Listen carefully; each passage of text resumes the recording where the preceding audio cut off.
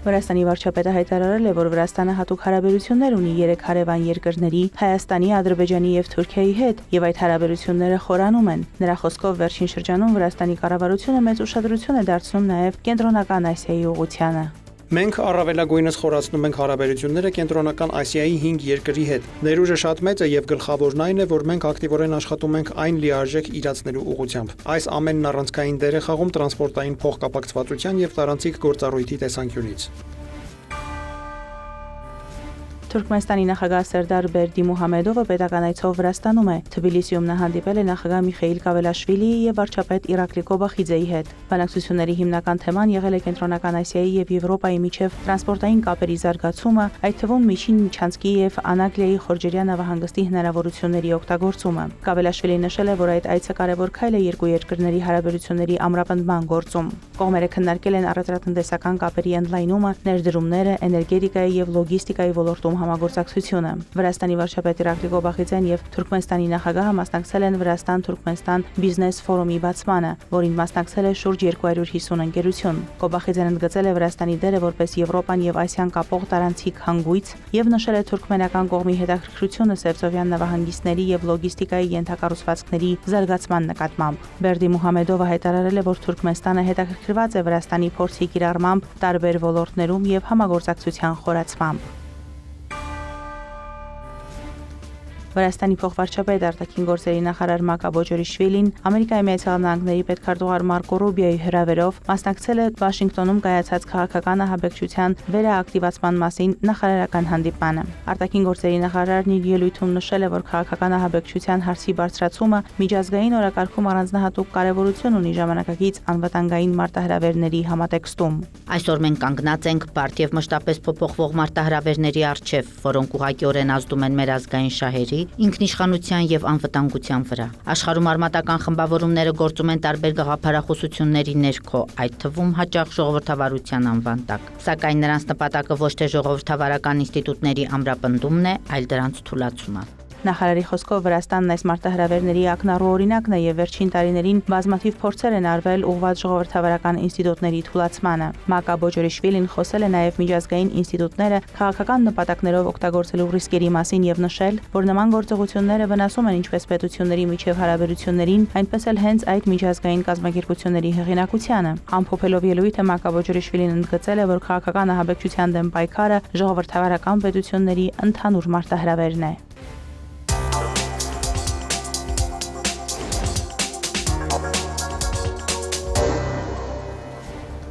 Ուկրաինայի նախագահ Վոլոդիմիր Զելենսկին հանդիպել է Թուրքիայի արտգործնախարար Հական Ֆիդանի հետ։ Զելենսկին նրան պարգևատրել է արժանիքի համար երկրորդ կարգի շքանշանով։ Ուկրաինայի նախագահ շնորհակալություն է հայտնել Թուրքիային եւ անձամբ նախարարին ռուս-ուկրաինական հակամարտության մեջ խաղաղություն հաստատելու իրենց աշխատանքի համար։ Ըստ Ուկրաինայի առաջնորդի կողմերը քննարկել են ներկայիս դիվանագիտական իրավիճակը եւ այն քայլերը, որոնք կարող են ակտիվացնել խաղաղության հասնելու ջանքերը։ Զելենսկին Ֆիդանին տեղեկացրել է նաեւ մարտադաշտում տիրող իրավիճակի մասին։ Կողմերը քննարկել են երկկողմ հարաբերությունները եւ Ուկրաինայի ու Թուրքիայի միջև ազատ առևտրի համաձայնագրի իրականացումը։ Ֆիդանը եւ Զելենսկին հույս են հայտնել, որ երկու երկրների միջև առևտուրը միայն կաճի։ Զելենսկին Ֆիդանին շնորհակալություն է հայտնել այցելության եւ համագործակցելու ու խաղաղություն հաստատելու նրա պատրաստակամության համար։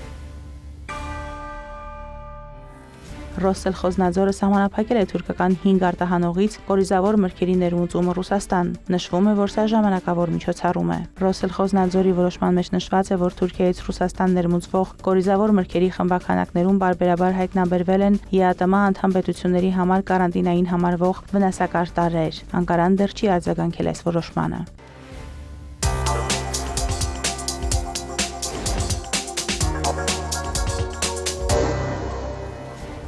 Իրանի արտգործնախարարությունը Մերձավոր Արևելքի երկրներին, որտեղ տեղակայված են ամերիկյան ռազմաբազաներ, կոչ է արել արգելել Վաշինգտոնին իրենց տարածքներից հարվածներ հասցնել Իսլամական Հանրապետությանը։ Գերատեսչությունից նշել են, որ Թեհրանը թշնամանք չի տածում տարածաշրջանի հարևաններից որևէ մեկի նկատմամբ եւ համոզված է, որ տարածաշրջանում կայուն անվտանգության հաստատման միակ ճանապարհը տարածաշրջանի երկրների միջև փոխըմբռնումն ու համագործակցությունն է, հեռու Միացյալ Նահանգների ռազմական ներկայությունից եւ միջամտություններից։ Բացի այդ, Իրանի արտաքին գործերի նախարարությունը դատապարտել է Միացյալ Նահանգների կողմից երկրի քաղաքացիական օբյեկտներին եւ ենթակառուցվածքներին ուղղված մի շարք հարվածներ։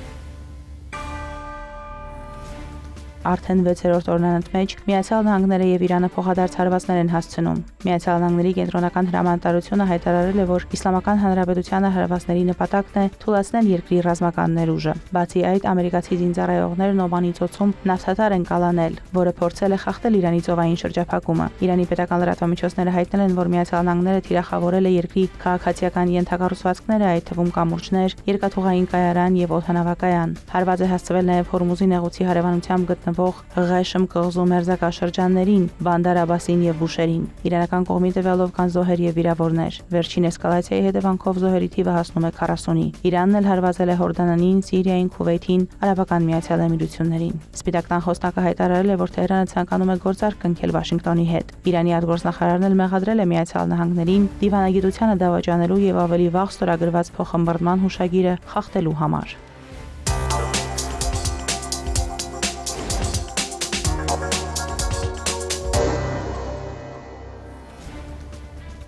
Ադրբեջանի նախագահ Իլհամ Ալիևը շնորհակալություն է հայտնել Միացյալ Նահանգների նախագահ Դոնալդ Թրամփին Հայաստանի եւ Ադրբեջանի միջև կայուն խաղաղության հաստատման գործում ունեցած անփոխարինելի դերակատարման համար։ Ադրբեջանի նախագահն այս մասին գրել է X-ի իր միկրոբլոգում, որտեղ Ալիևը Թրամփին բնութագրել է որպես խաղաղության մարդ։ Ալիևը նշել է, որ Վաշինգտոնում 2025 թվականի օգոստոսի 8-ին տեղի ունեցած պատմական գագաթնաժողովի առաջին տարեդարձին մնացել է 1 ամսից էլ քիչ ժամանակ։ Առիթն օգտագործելով կրկին իմ անկեղծ երախտագիտությունն եմ հայտնում Ադրբեջանի եւ Հայաստանի միջև կայուն խաղաղության առաջմղման գործում ձեր անփոխարինելի դերակատարման համար։ Ձեր առաջնորդությունը պատմական ներդրում է ունեցել մեր տարածաշրջանը խաղաղությանը, կայունությանը եւ բարգավաճմանը մոտեցնելու գործում։ Դուք իսկապես խաղաղության մարդ եք։ Հիշեցնենք, որ 2025 թվականի օգոստոսի 8-ին Վաշինգտոնում Միացյալ Նահանգների միջնորդությամբ տեղի ունեցած գագաթնաժողովի ընթացքում Հայաստանն ու Ադրբեջանը նախաստորագրել են միմյանց միջև խաղաղության համաձայնագիրը։ Դրանից հետո թե Հայաստանի, թե Ադրբեջանի ղեկավարները բազմիցս հայտարարել են, որ երկու երկրների միջև խաղաղություն է հաստատվել։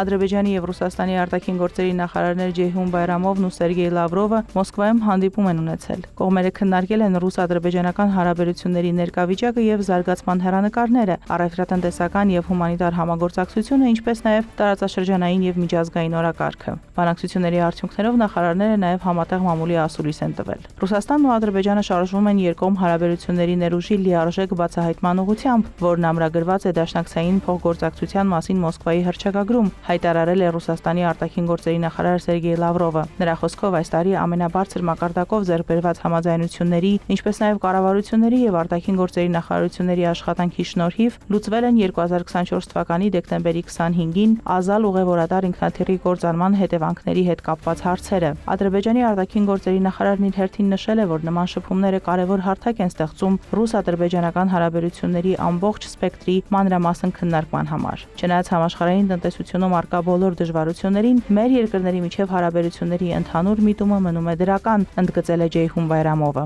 Դիվանագետները քննարկել են նաև տնտեսական եւ մշակութային հումանիտար համագործակցությունը, Հարավային Կովկասում տիրող իրավիճակը եւ 3+3 հարթակը։ Ադրբեջանի նախագահ Իլհամ Ալիևը ընդունել է Ադրբեջանում Իռլանդիայի նորանշանակ արտակարգ եւ լիազոր դեսպան Քլեր Բրոստանի հավատարմագրերը։ Հանդիպման ընթացքում կողմերը քննարկել են երկկողմ հարաբերությունների ընդլայնման հնարավորությունները, անդրադառնալով քաղաքական, ներդրումային, կրթական եւ բարձր տեխնոլոգիաների ոլորտներում համագործակցությանը։ Դեսպան Բրոստանը շնորհավորել է Ալիևին Հայաստանի եւ Ադրբեջանի միջև խաղաղության օրակարգում արձանագրված առաջընթացի կապակցությամբ։ Նա նշել է, որ Իռլանդիան որպես Եվրամիության նախագահող երկիր աջակցում է Ադրբեջանի ու Եվրամիության միջև հարաբերությունների զարգացմանը։ Ռոստանը նաև ընդգծել է Ադրբեջանի կողմից COP29-ի կազմակերպման հաջողությունը։ Ալիևն իր հերթին ներկայացրել է կլիմայական եւ կանաչ օրակարգի շրջանակում Ադրբեջանի նախաձեռնությունները։ Կողմերը մտքեր են փոխանակել նաև կրթության եւ նորարարական տեխնոլոգիաների ոլորտներում համագործակցության խորացման շուրջ։ Մարոթ Հարվերդյան, հարևաններ։